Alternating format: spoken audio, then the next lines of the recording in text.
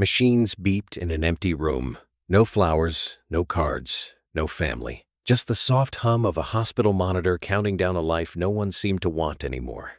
Then the door creaked open. A 5-year-old boy, still wearing his mother's spare cleaning gloves like oversized mittens, walked straight past the staff-only sign, climbed onto the chair beside the bed, and wrapped his tiny fingers around the dying billionaire's hand. "Don't be scared," he whispered. "I'm here." If you believe in kindness and second chances, please like, comment, share, and subscribe to Grandpa's Story Chair. Now, before I tell you how a lonely old man and a little boy changed each other's lives forever, tell me in the comments which country you're watching from and what city. I read every single one. Arthur Whitfield was 78 years old, and by every measure that mattered to the world, he had won.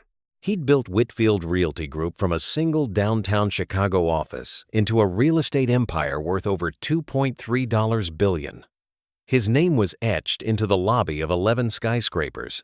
Forbes had photographed him 3 times. Presidents had shaken his hand. But on the 14th floor of Ashford Memorial Hospital, none of that meant anything. Room 1407 was quiet most days. The nurses came in on schedule, checked his vitals, adjusted his IV, and left. No visitor's log had a single name in it for the past 11 days. Not one.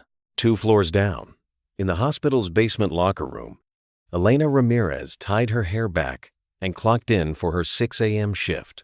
She was 34, a single mother, and had been cleaning floors at Ashford Memorial for 6 years. It wasn't the life she'd once imagined for herself, but it paid the rent on a 2-bedroom apartment in Pilsen, and it kept her 5-year-old son, Mateo, in a good school. Some mornings when her sitter canceled, Elena had no choice but to bring Mateo with her. He'd sit quietly in the supply closet with his coloring books, promising to stay put. He rarely did.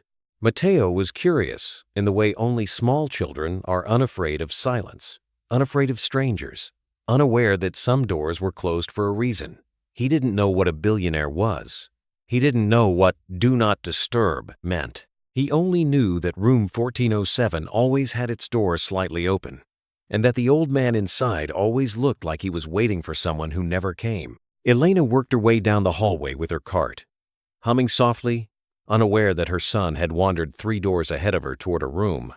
The entire hospital staff had quietly started calling what none of the nurses knew, nobody visits. what almost no one outside a small circle of lawyers knew, was why Arthur Whitfield had no visitors at all. He had a son. Daniel Whitfield, 41, lived less than 6 miles away in a Gold Coast penthouse Arthur himself had paid for years ago. Daniel hadn't called, hadn't visited. He had, however, called Arthur's attorney twice that week, not to ask about his father's condition, but to ask when the will would be finalized. Arthur had built his empire from nothing, starting as a 19-year-old with $40 in his pocket and a second-hand toolbox. He'd promised himself, decades ago, that his son would never know that kind of struggle. Instead, Daniel had grown up knowing only comfort private schools, trust funds, a name that opened doors he never had to knock on. Somewhere in giving Daniel everything, Arthur had lost him completely. The first time Mateo wandered into room 1407, Arthur barely reacted. He assumed it was a mistake, a lost child, a wrong door. But the boy climbed onto the visitor's chair like he belonged there, swinging his legs, and asked, "Why does nobody come see you?" Arthur, who hadn't spoken more than a few words to hospital staff in days, found himself answering, "I suppose I never gave anyone a reason to." Mateo shrugged, the way only a 5-year-old can shrug at something enormous. My mom says everybody deserves somebody, even grumpy people. It became a pattern. Whenever Elena's shift brought her near the 14th floor, Mateo would slip away for a few minutes, and Arthur, a man who had negotiated billion-dollar acquisitions without blinking, found himself waiting, watching the door, the way he used to wait for calls from Daniel that never came. Elena discovered it on the 4th day, panicked, rushing in to pull her son out, apologizing frantically to a man she assumed was some powerful executive who'd be furious at the intrusion. "He's fine," Arthur said quietly. "He's the only one who's come." Elena didn't know what to say to that. She didn't know he was worth billions. She only saw a tired, lonely old man whose eyes looked like they hadn't rested in years.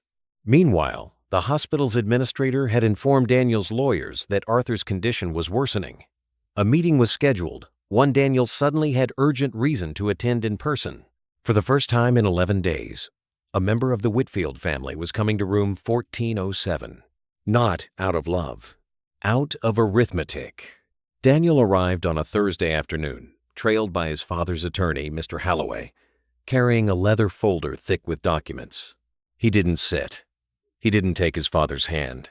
He stood at the foot of the bed and said, "We need to talk about the estate, Dad, before things get complicated."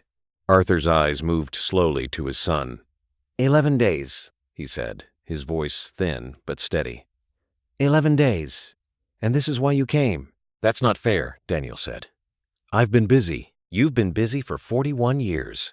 The room went silent, except for the monitor's steady beep. Mr. Holloway shifted uncomfortably by the door.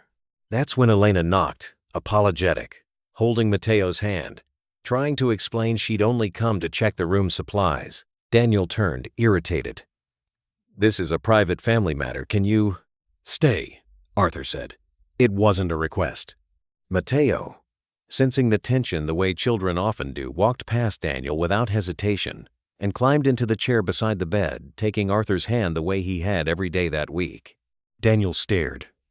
Dad, who is this? This, Arthur said, is the only person in 11 days who held my hand and asked for nothing. Daniel's jaw tightened. I'm here now. You're here, Arthur said, because Holloway told you the estate was being finalized. Don't insult me by pretending otherwise. For a long moment, nobody spoke. Then Arthur turned to Holloway. I want to amend the will, he said. Today, Daniel's composure cracked. Dad, you can't be serious. I built everything I have from nothing, Arthur said, each word costing him effort. I gave you everything so you'd never have to struggle. Instead, I raised a man who only shows up for a signature. His eyes moved to Elena, standing frozen in the doorway, and to Mateo, still holding his hand. This woman works double shifts to raise her son right. And her son taught me more about kindness in 5 days than my own family taught me in 40 years. You're changing the will over a janitor's kid? Daniel's voice cracked with disbelief. I'm changing it, Arthur said quietly, because money without love isn't an inheritance. It's a debt nobody wants to pay. I'm setting up an education trust for Mateo, and I'm leaving you something too, Daniel. The chance to earn back what you never had to earn in the first place. Elena, stunned, tried to protest. Mr. Whitfield, I never wanted...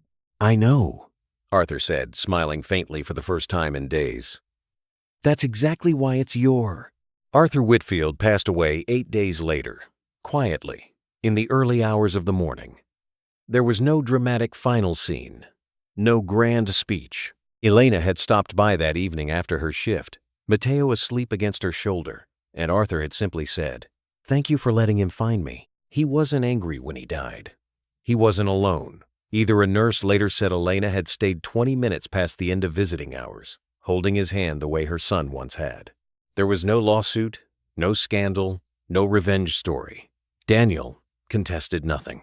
In the weeks that followed, something in him seemed to shift. He began visiting his father's grave, then Elena and Mateo, awkwardly at first, then more often. It wasn't forgiveness overnight.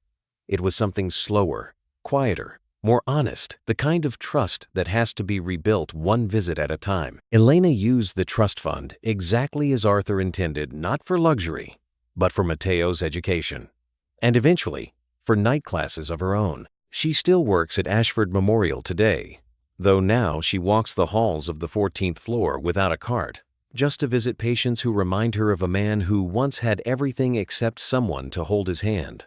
Mateo doesn't remember much about the grumpy old man from the hospital, but he remembers what his mother told him that day when he asked why nobody visited room 1407. Because sometimes, she said, the richest people in the world are the loneliest, and all they need is someone brave enough to walk through the door.